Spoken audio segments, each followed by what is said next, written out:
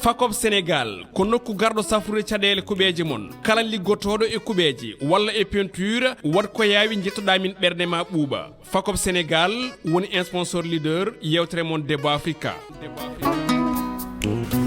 assalamu aleykum bandiraɓe yeɓiyankoɓe Pidi TV caggal jettuɗen Allah juule Mouhamadou Toubaɗo ɓurɓe windere en jetti jinnaɓe men en juurima papa men wasila men Nurdine Hamad Aliou Rahi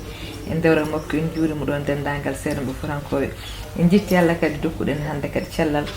hokken coftal ha mbawɗen arde joɗanade ɗo bandiraɓe jonde men gowɗen joɗanade bandiraɓe kala saaha émission meɗen Debbo Africa taw ko ɓinngol moon baɗiragol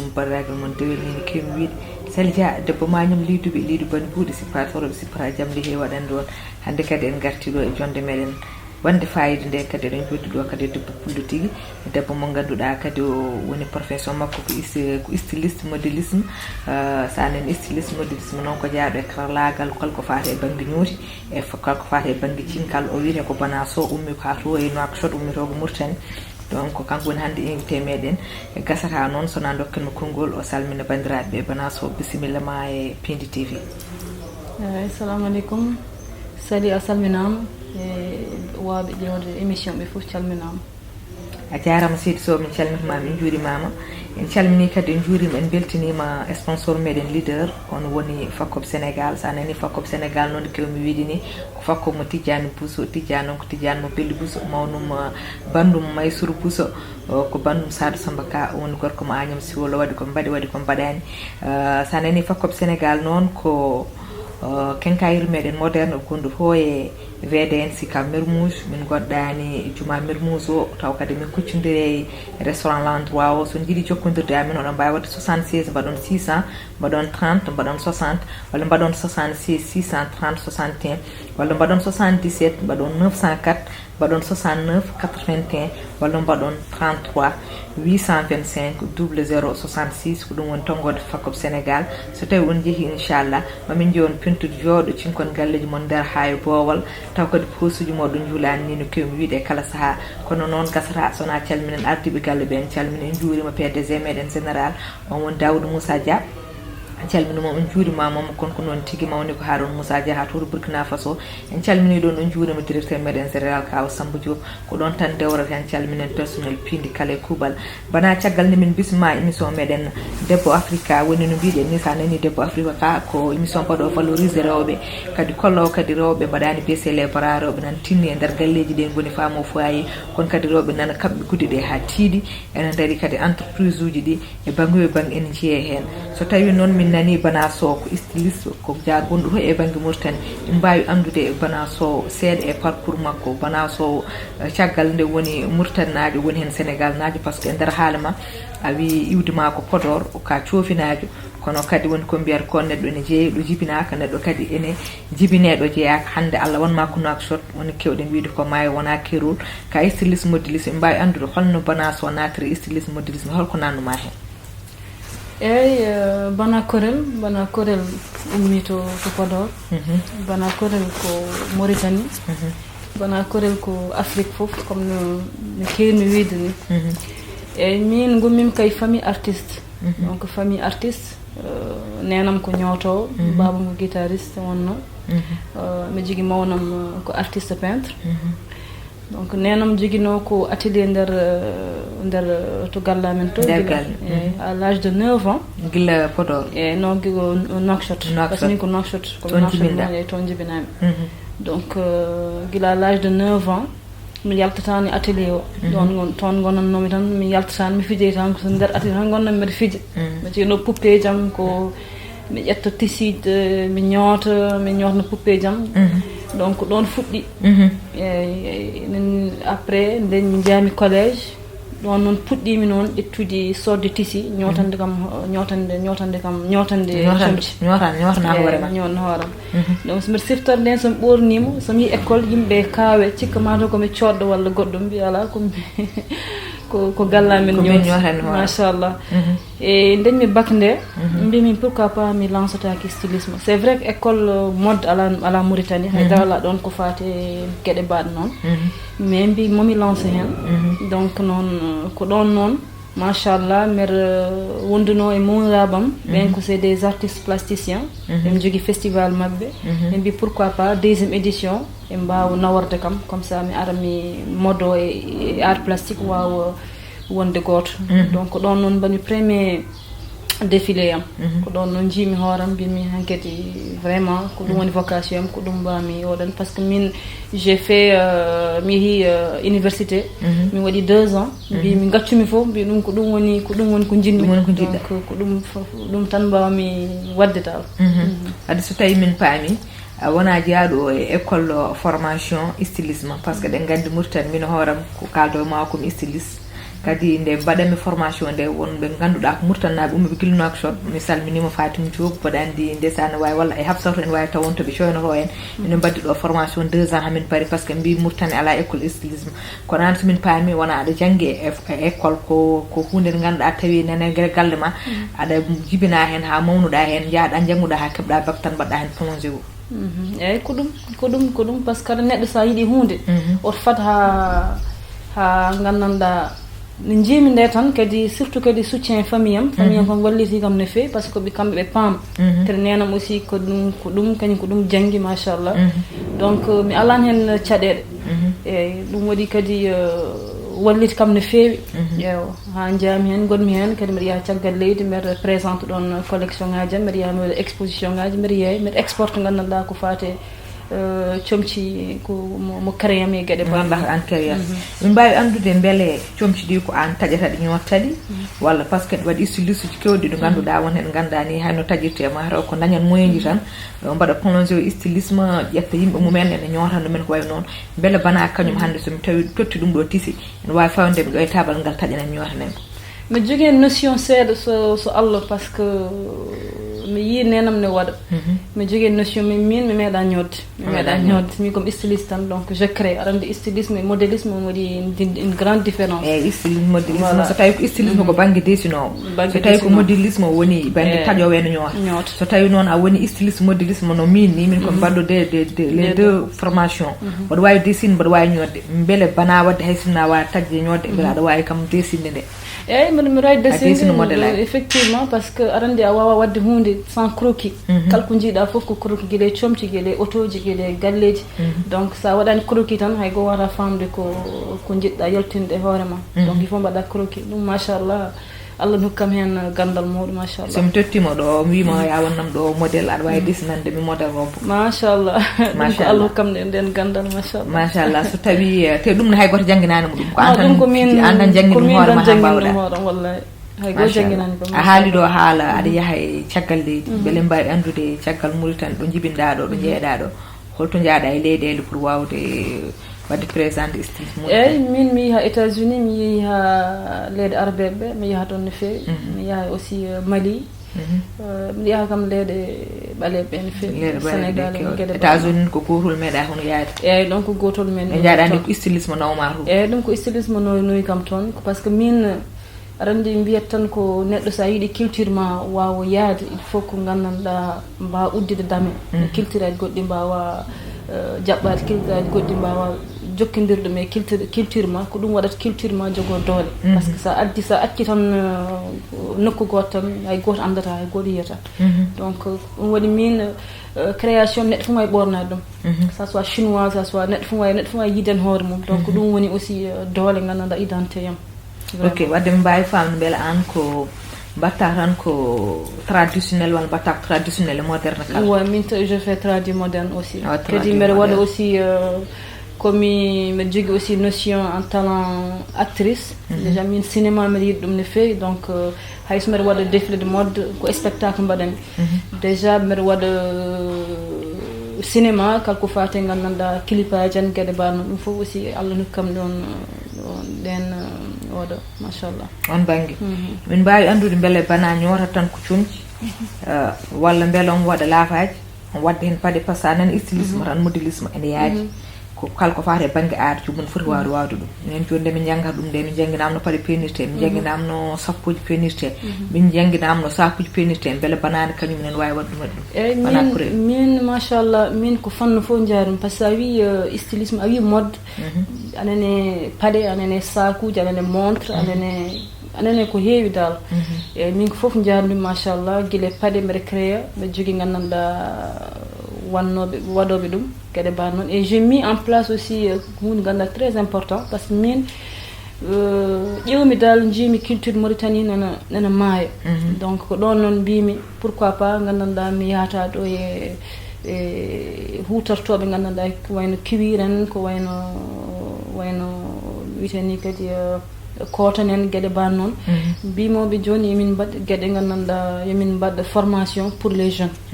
joni min ƴeewa quelques jeunes gandanɗa min forma ɓe par ce que aɗa andi enen ɓaleɓe walla enen en Afrique nayeɓe toujours so maayi machallah no warata gande donc mbatta ala relève ala romtoɓe ɗum eyyi ala romtoɓe ɗumen ɗum aussi c'est dangereux et ɗum aussi so jomumen formama ɗen non seulement wurtinde culture kadi surtout aussi ɓen aussi mbawa dañde métier par ce que kañum ko comme no mbiram ni tan chaque fois une pierre deux coups jomumen daña meccal jomumen aussi culture o gasi wasa mayde wawa wurtude ɗum aussi ko hunde mo darnim no feewi beela yi guila nde natɗa hen faade joni culture Mauritanie mo mbinoɗa fuddima mayde o beela yi wonko gurtinɗa hen eyyi machallah par ce que min jogui chaque année min mbaɗa caravane eyyi caravane ne waɗi gartam mawɗo machallah par ce que ko journée gandanɗa ñalawma min mbaɗat ɗum min gummoto gandanɗa ko man garto e festival effectivement mais mbel wonko jiiɗa gartam tan e nder yimɓe leydi yimɓe wuuro ɓe oppunoɓe ɓourngal mumen batti ɓornade ɓourngal ngal mbeɗa yi hen mi yen changement mawɗo machallah yimɓe ene gandi dal culture men ko hunde baɗɗo fayde machallah noon wadde eɗen mbiya bandiraɓe tan eɗen jaaha jeeɓoyen publicité men Fakob Sénégal garten yewtere meɗen inchallah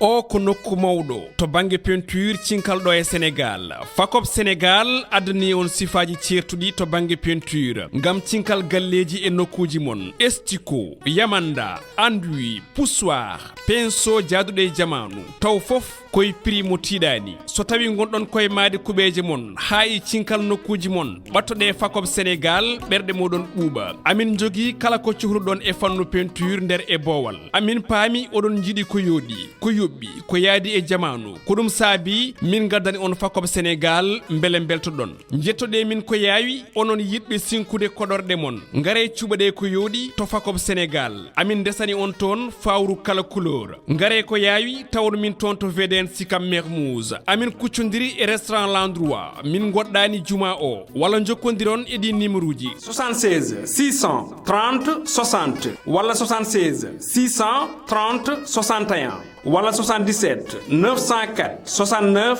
81 walla mbaɗon 33 825 fixe 33 825 00 66 Fakob Sénégal ko nokku garɗo safrude caɗele kuɓeje mon kala liggotoɗo e kuɓeje walla e peinture wat ko yaawi jettoɗa min ɓerde ma ɓuuɓa Fakob Sénégal woni un sponsor leader yewtere mon Débat Africa eywa on jii publicité men Fakob Sénégal woni no mbimni ko on woni sponsor meɗen leader Débat Africa e modde art foof Fakob Sénégal emin to e VDN Sicap Mermoz emin sara juma Mermoz o kono noon emin kuccodiri e restaurant l'endroit o so jiiɗi jokkodirde amen on mbaɗat 76 mbaɗon 600 mbaɗon 30 60 walla mbaɗon 76 mbaɗon 600 30 61 walla mbaɗon 77 mbaɗon 904 69 81 walla mbaɗon fiction 33 825 00 66 son mbaɗi ɗum mon kemmina tonggode inchallah son gari min jeeyi on peinture joɗon tawno oɗon gandi peinture waye galle kono wutta waye neɗɗo ni ko neɗɗo yooɗo ko fof so tawi o ɓornaki wutta o yalti ko tan mo foti fo doganno walla ko yooɗo ko fo yonta ko fof so tawi o ɓornimo wutta tulmuɗo o wawa teddude e yeeso hay goto wadde neɗɗo ni so itti kuɓere makko o mahi ɗum ha yooɗi so pentirani peinture joɗo hokkata valeur gallo yoɗata wadde en gandu ko peinture woni ko sinkar gallo so gari kadi amen gay Fakob Sénégal mamin joni peinture joɗo baɗɗo qualité mo ganduɗa kadi en wawi wonde kadi e galle ko wuuri ko juuri taw bonani taw kadi inchallah rabbi posuji meɗen julata eɗen mbiya kadi bandiraɓe kala yo gar yo sponsor uji ɗi gar yo partenaire uji ɗi gar tawno ko ɗum nawrata téléji ɗi yesso ɓe gara ɓe notto e piinde tawno eɗen gandi piinde ko télé fulɓe kadi jetti Allah kadi eɗen beltinere kadi bandiraɓe kala tawno so tawi neɗɗo dañi caɗele wurde e bandu men so tawi kadi o dañi belammo o dañi bette yo tawi yo yañu ɗum ha bandiraɓe fottina yo bandiraɓe paam sen meɗen adano en kepti ɗum en kepti sen men mbaɗanoɗo praté plus de 4 mois alhamdulillah rabbil alamin Allah artren en sen meɗen artren abonné ji meɗen foof en ɓe bandiraɓe yoɓe jokku wadde abonné yoɓe jokku arde e piindi yoɓe gandu kadi piindi nan waɗnaɓe kadi préparé gueɗe baɗɗe fayida ko ganduɗa en yewta pula ngu fof kadi en weela pula ngu kono noon gandu ko mbiyata koko juuɗe ɗiɗi coɗodirdene laaɓa e partenaire ɗi garta beele kadi puudi ene ɓeydo dolde tawno galle sa yi galle wonko tambi ɗum tambi galle ko ngalli tambi galle ko jawdi guila technicien uji hay caméraman uji hay animatrice uji hay journaliste uji foof hay goto finatani dawa taw ala ko tottate so lewru maayo ɗum foof noon wallata yimɓe ko partenaire ɗi gara tawto ɗum beele piinde ene wawa ɓudde ɓamtude leñol ngol tawnode en gandi hay leñol gotol wawa ɓamtade sa communication ɗon noon mi yeehi ha to Belgique mi salmini ɗon bonam gorko Yagubo Demba Ac mi salmini mo juurimama ha to Hawre mi salmini dendagal yeeɓiyankoɓe piinde wonɓe diaspora an tawno eɗen gandi ɓe jagge piinde no feewi bana sen garti ga e festival aɗa jogui festival goto mo ganduɗa o wiyete ko Kurel Nomade mo ganduɗa yamo a waɗimo a watti mbawi andude festival o holde puɗɗiɗa waddemo e festival o kadi beele kadi chaque année mbaɗatamo walla ko chaque 2 ans e kadi festival o holno ardema holko tagui kuccatɗa festival o eyyi festival o ko min puɗɗi wadde ɗum en 2016 eyyi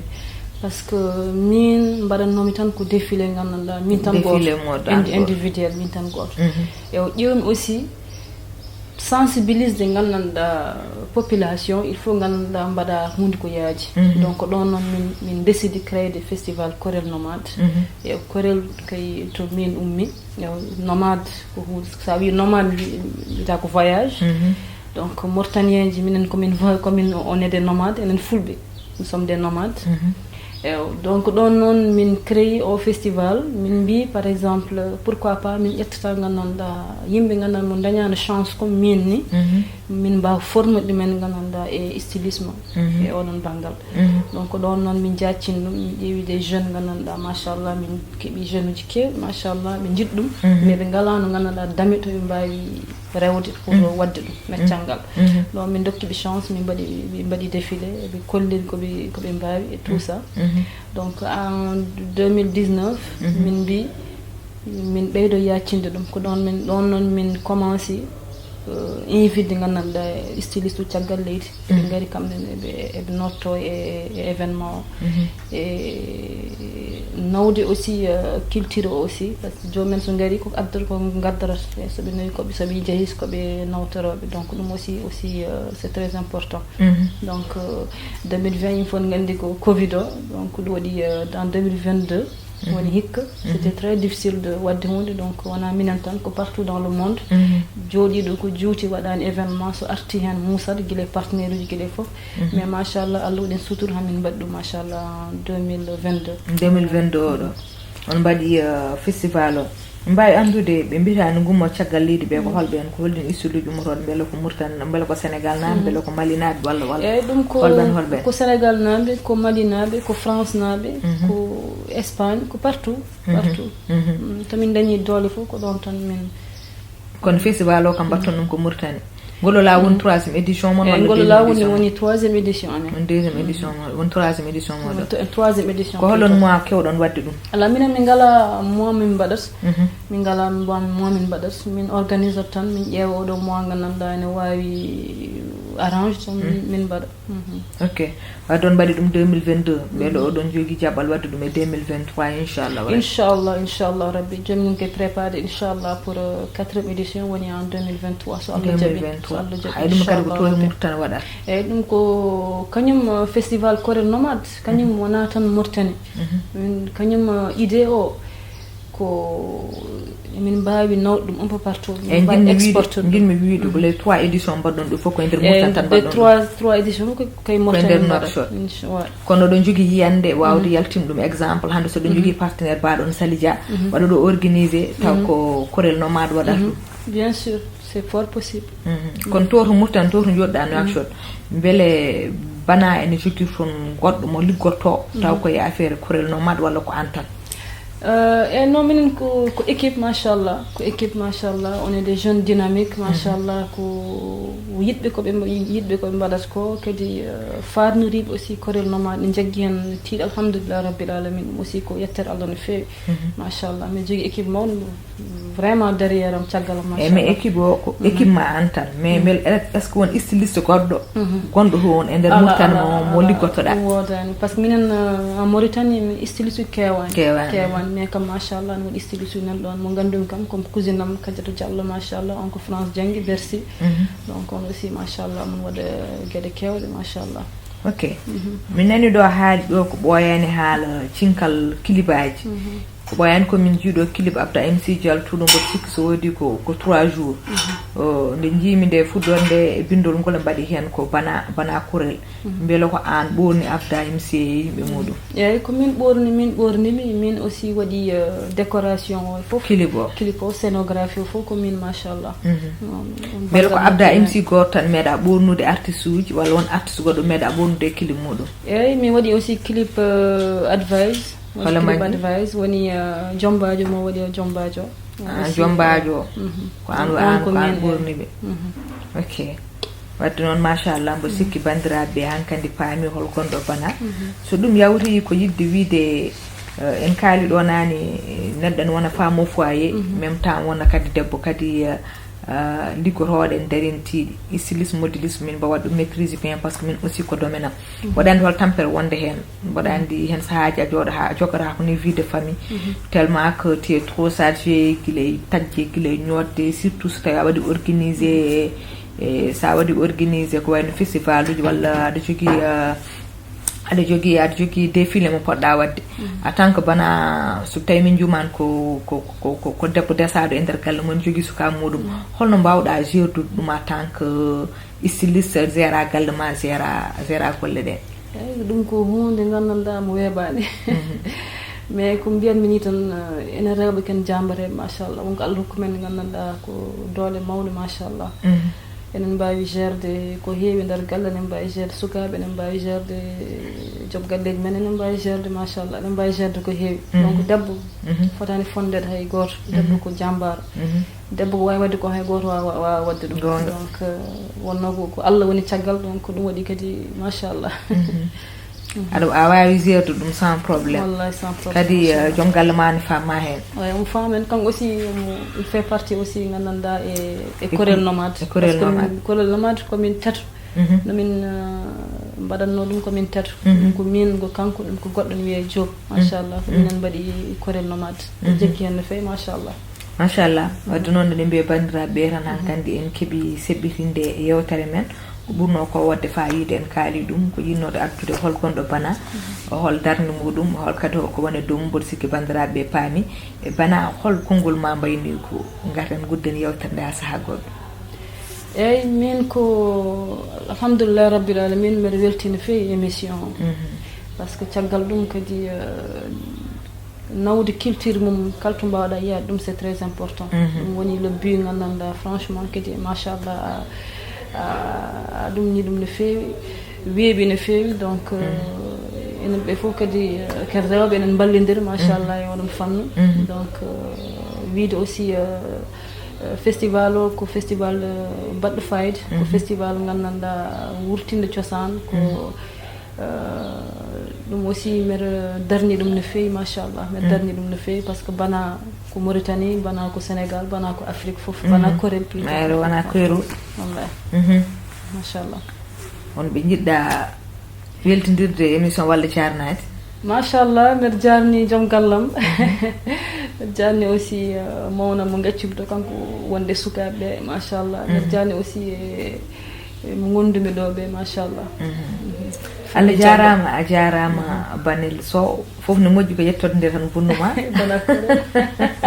won noon say o ko joginiɗo hande kaɓirɗo o kañumne ko soho wadde ɗen mbiya ha joni kaɓirɗo e kadi joguinen ɗum ko Thiatou Walo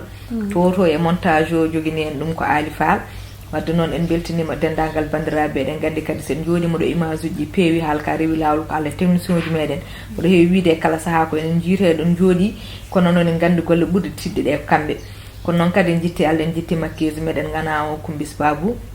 ɓewɗo Fatima Samba Diop kalno jiiɗen musuraji peewi maquillage o yooɗi ko kanko rewi ɗo hannde kanko sinkimi e yesso ngo min e bana fof wadde eɗen mbiyamo yo Allah sellini cungo ngo en jetti Allah kadi en jetti dendagal bandiraɓe heeɓiyankoɓe woni kewmi winne kala saaha guel wonɓe ɗo e leydi ndi hay caggal leydi ndi waɗoɓen encouragé kala saaha weltantoɓen kala saaha ganduɗa so tawi émission ngaji ɗi jalti mbaɗa ɗum partage partout en calmini kadi en jurnima bandiraɗo men gorko kadi ko ceerno meɗen kadi go woni ceerno Makky Ndiaye so tawi a nani ceerno Makky Ndiaye noon ma nawruma ha toto Nouakchott kono noon ma nawruma ha toto Dara Halayɓe ko baɗum tigui ceerno Nouroudine Hamad Aliou Rahi kañumne ko neɗɗo jiɗɗo émission o kadi mbaɗone encouragé ganduɗa kadi ko mbaɗo ɗum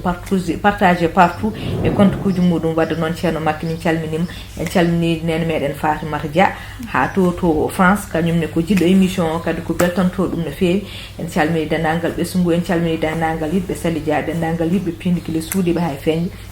ene mbiya bandiraɓe tan kadi en dokkaɓe rendez-vous inchallah émission goɗɗo taw kadi ko invité goɗɗo